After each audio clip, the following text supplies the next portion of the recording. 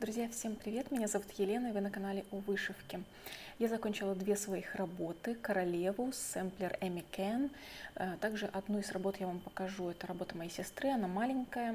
Она увидела у меня журналы Cross Stitch and Country Crafts, полистала их, выбрала понравившийся ей сюжетик и вышила его. Также сейчас она вышивает, уже дошивает практически второй. Они маленькие.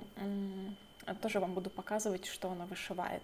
Выбирает она абсолютно на свой вкус, вот то, что ей понравилось. Ну, а показать я вам обязательно все покажу. Также я не помню, показывала ли я вам оформленную вот эту работу. Скорее всего, нет. Наверное, вышитую точно показывала, а вот оформленную показываю вам первый раз. Здесь тоже это Mill Hill, оформленный в рамочку стандартную от Гаммы, которую я купила в Леонардо. Видите, я вот здесь внутреннюю часть тоже зашивала, то есть она на самом деле там должна быть просто бумага, но я зашила ниточкой.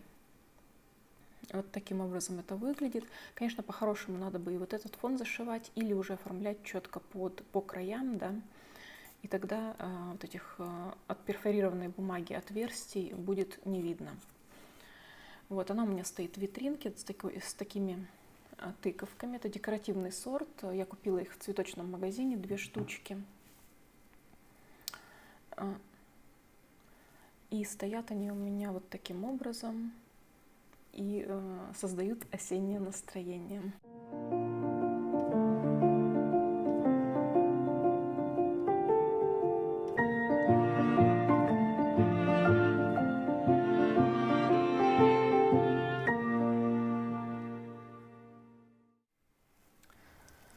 Вот такую небольшую работу вышила моя сестра. Это сюжетик из журнала Cross Stitch and Country Crafts.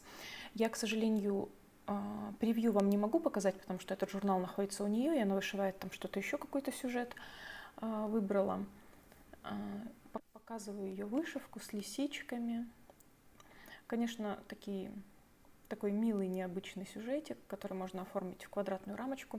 Я, кстати, попыталась отпарить эту работу, но вы видите, она у меня вышивала на пяльцах нурги пластиковых, которые делают барабанную натяжку. И, конечно, очень сложно. То есть, скорее всего, надо прям хорошо-хорошо еще прогладить эту работу. Я так достаточно быстро это сделала, чтобы снять вам видео. Но видите, в принципе, что и переплетения немножечко подразошлись. То есть пяльца, конечно, портят лен. Лучше их использовать, наверное, с равномеркой больше или с канвой. С льном нужно очень осторожным быть. Но вышивать, конечно, одно удовольствие на них. Такую вот работу вышила моя сестра. Сейчас она вышивает вторую. И как только она вышьет, я вам обязательно покажу.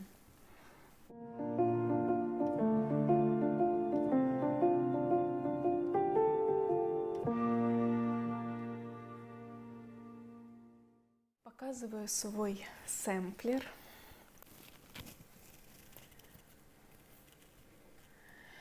Эта работа вышита у меня на 40-м каунте льна, который я красила чаем кофе вручную. Немножечко эту ткань запекла в духовке.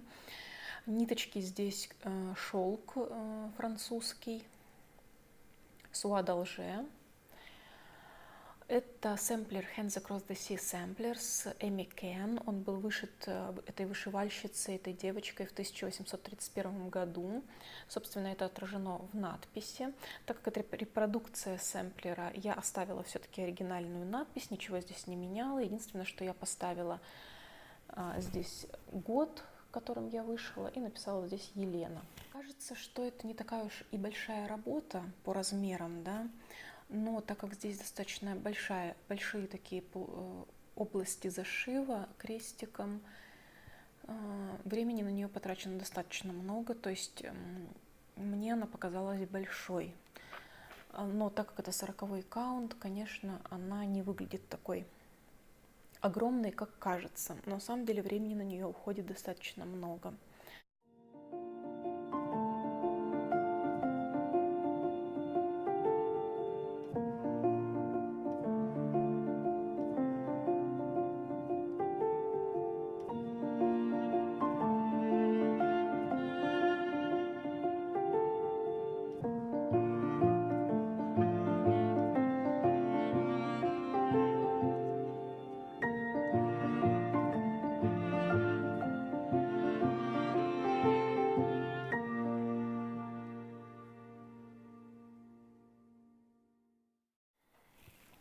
Также у меня закончена моя королева. Все ее помнят как барышню.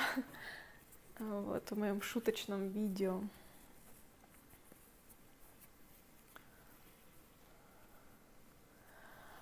Вот такая вот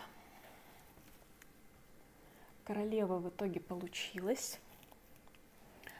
Это дизайн Мэри Хикмат Designs. Мэри Хикмат — это дизайнеру, которая создавала какой-то, я не знаю, сейчас она создает или нет, но выходил журнал, который так и называется, Мэри Хикмат Designs, и вот там очень много ее схем.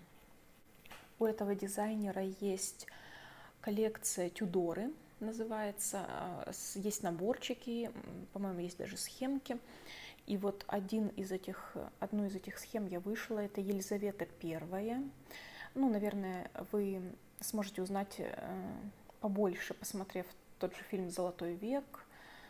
Есть очень красивый фильм.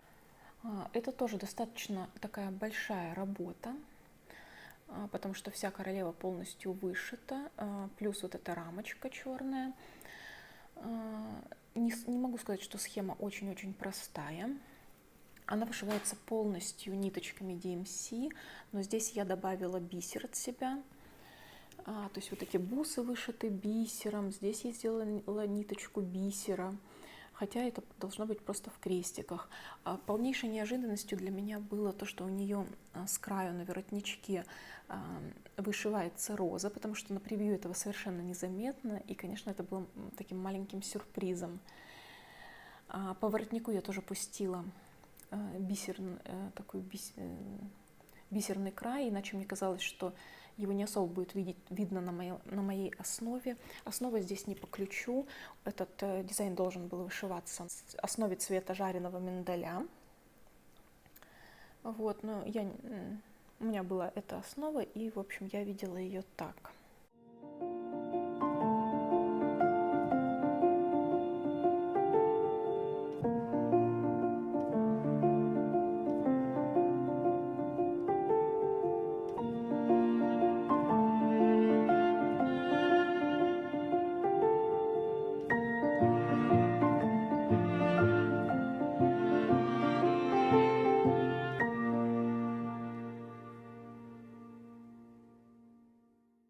В данный период времени я вышиваю My Lady's Garden от Mirabilia. Тут вы не увидите никаких особо подробностей, я просто покажу, что за последнее время я вышила вот эту вот часть, вышиваю сейчас ее. Это нижняя часть, тут ваза. Вот, и я буду сейчас завершать эту работу. Мне здесь нужно вышить чуть больше половинки. Моя вышивальная подружка Дана продолжает снабжать меня вышивальными радостями. Мне пришел вот такие магнитики барашек. Мне пришел опять деревянный магнитик, который делает Марина Осока. Очень качественные магнитики, я рекомендую. Мне пришел вот такой вот от нее наборчик от Reflex. Это вышивка бисером. Очень красивые цвета. Здесь можно вышить косметичку, такую игольничку и маячок для ножниц. И здесь все материалы, бисер, очень красивый, для того, чтобы вышить этот набор. Единственное, что нужно подобрать ткань. Ну, это ткани у меня очень много. Так что теперь и у меня есть вот такая вот радость. Эти наборчики бисерные, очень красивые. Они продаются во Франции. Нужно заказывать.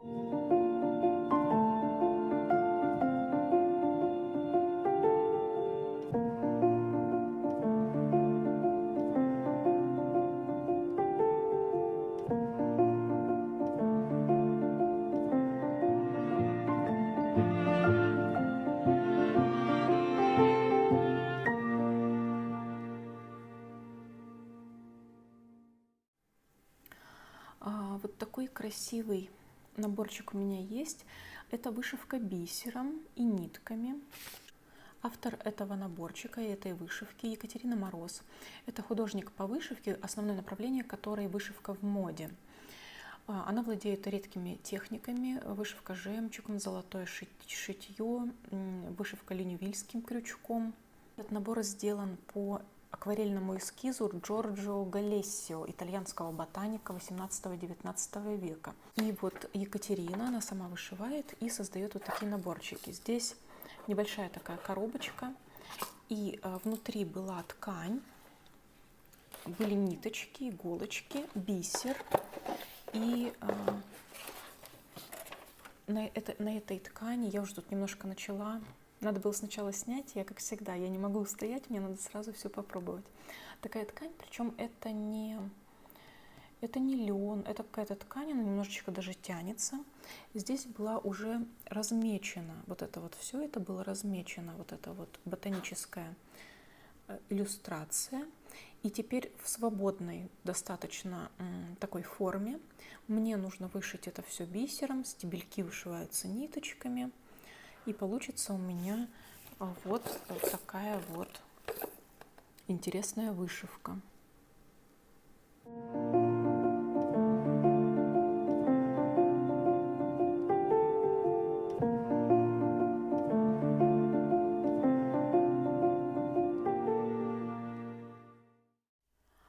Вот такая вот коробочка. В ней лежали вот эта вот иллюстрация. В ней лежали бисер. Я вот уже рассортировала его. Это стеклярус. Рассортировала уже по баночкам. Здесь бисер Мьюки, бисер Тоха. Такой мелкий, различный. Вот такие ниточки, это для вышивки стебельков. 2 иголочки, одна вот такая длинная и одна еще покороче бисерная. Такая ниточка. Вот этой ниточкой планируется пришивать весь бисер. И также лежала вот эта ткань, которая уже, видите, это вот я начала вышивать, вот эти вот несколько бисеринок пришила. Ткань,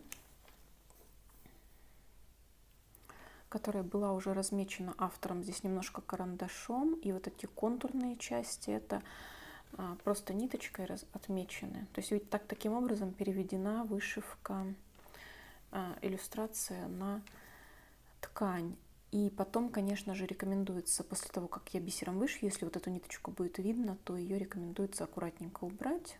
Она здесь уйдет, и все будет хорошо.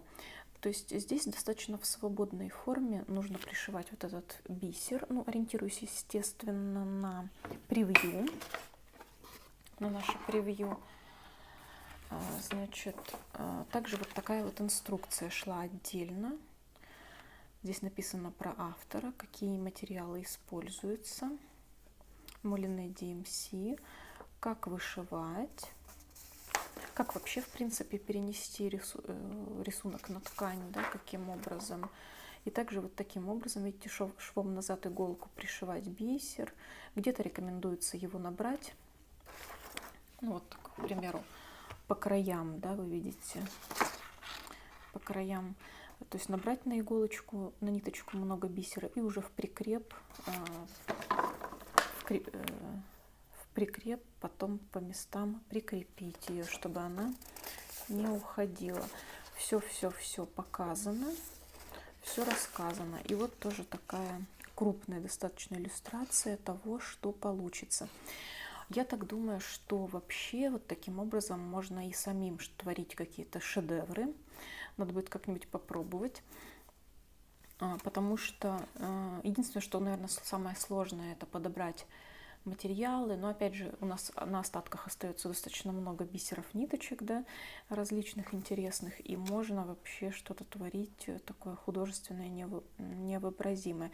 Это уже такое будет, конечно, самое настоящее искусство, потому что это будет уже такой авторский подход.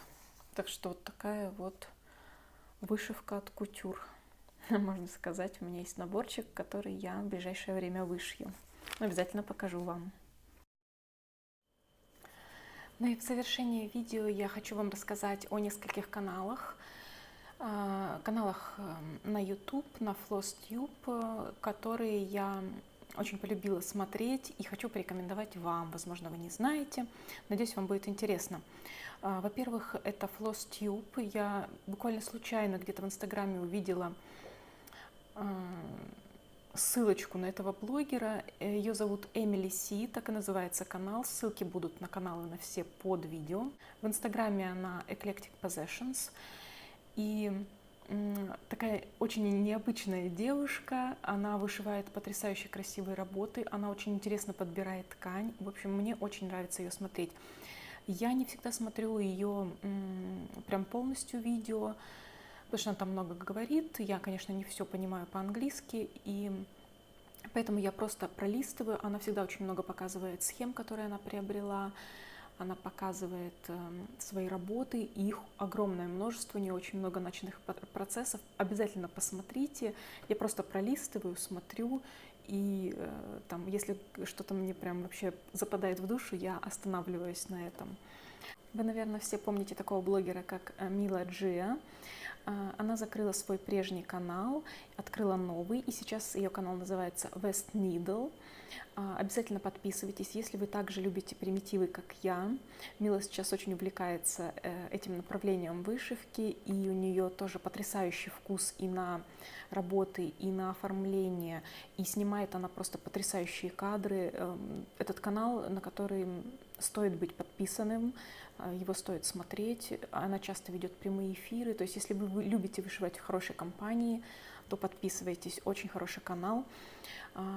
Также потрясающий канал, который я с удовольствием и смотрю, и слушаю, то есть там длинные видео, я смотрю их от начала до конца, потому что все интересно. Интересный человек, интересный его взгляд на вышивку, выбор сюжетов. Как вы, наверное, поняли, это Мария День вышивки. Она сама создает схемы, сама что-то ищет очень интересное, много путешествует и об этом рассказывает. И я подсела на этот канал и являюсь его фанатом. Так что рекомендую, проходите, подписывайтесь. На этом я закончу видео. Желаю вам вдохновения на вышивку, хорошего настроения и пока-пока.